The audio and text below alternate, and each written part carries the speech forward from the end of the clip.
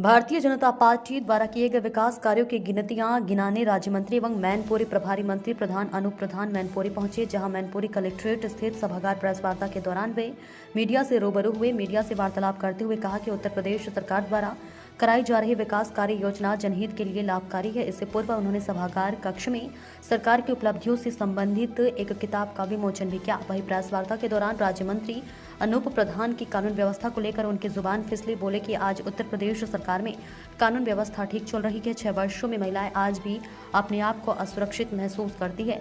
उन्होंने उत्तर प्रदेश में योगी आदित्यनाथ की दूसरी बार सरकार बनने का श्रेय महान जनता पर जताया है, क्योंकि यह की सरकार द्वारा चलाई गई योजनाओं से चौमुखी विकास हुआ है, जिसके चलते जनता ने दोबारा बीजेपी की सरकार उत्तर प्रदेश में बनाई थी।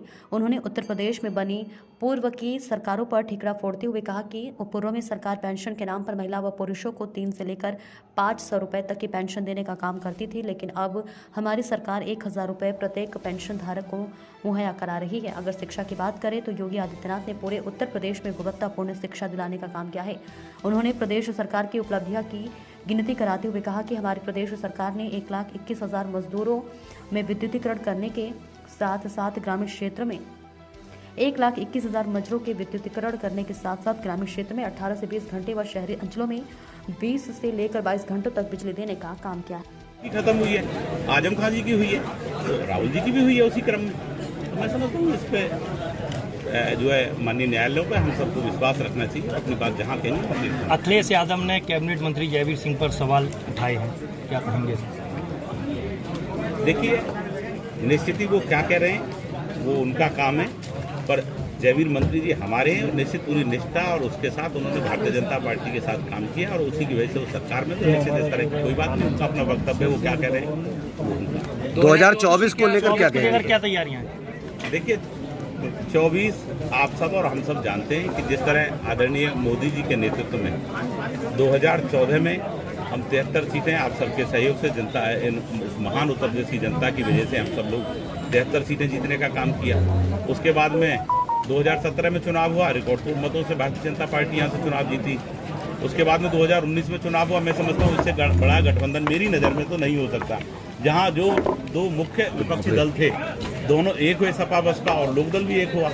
उसके बावजूद भी भारतीय जनता पार्टी ने यहाँ इतनी अच्छी परफॉर्मेंस, क्योंकि भारतीय जनता पार्टी का गठबंधन इस उत्तर प्रदेश की महान जनता के साथ है और जिसका जनता जनार्दन के साथ गठबंधन होता है, मैं समझता हूँ ये जो विरोधी दल है कुछ नहीं बिगाड़ पाएंगे। और मैं समझता हूँ पूर्व की भांति जैसे हमारा 14 में परफॉर्मेंस रही है और क्या नाम है इसमें 19 में रही है, मैं समझता हूँ उससे भी बेहतर मैं समझता हूँ कि 80 से 80 सीटें अब के हम लोकसभा की यहाँ जीतेंगे। ऐसा मेरा समाजवादी पार्टी के लोग उसे की है, तो हमें जनपद में जो प्रेस कॉन्फ्रेंस करने का अवसर प्राप्त हुआ है। अभी समीक्षा बैठक की जाएगी, उसमें जो भी इशूज निकल के आएंगे मैं आपके सामने फिर पेश हो जाऊंगा और जो भी इशूज होंगे उसके बारे में मैं। राहुल गांधी की सदस्यता गई है, क्या कहेंगे इसको लेकर? देखिए, कानून का काम कानून को करने दो, ठीक है।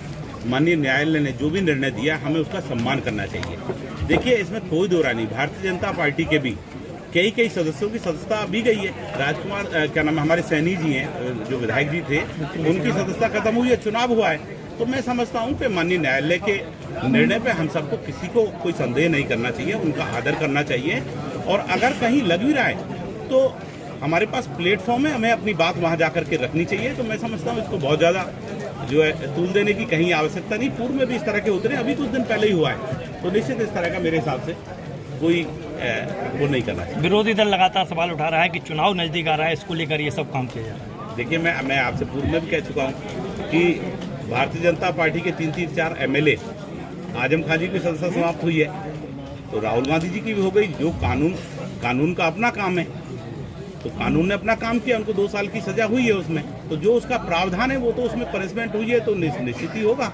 सैनी जी रहे हैं जी हमारे, तो निश्चित वो अभी भी देखते हैं ईवीएम पर बात करते हैं, कभी किसी भी कहते हैं, तो जो भी हारता है वो कोई भी होगा, स्वाभाविक उसके मन में कहीं ना कहीं रहता ही है। ऐसा नहीं है, ये सब न्याय प्रक्रिया है, ये सब सारी चीज़ें, ये सब ऐसा कुछ नहीं है। भारतीय जनता पार्टी जनता के साथ लड़ती है बहुत।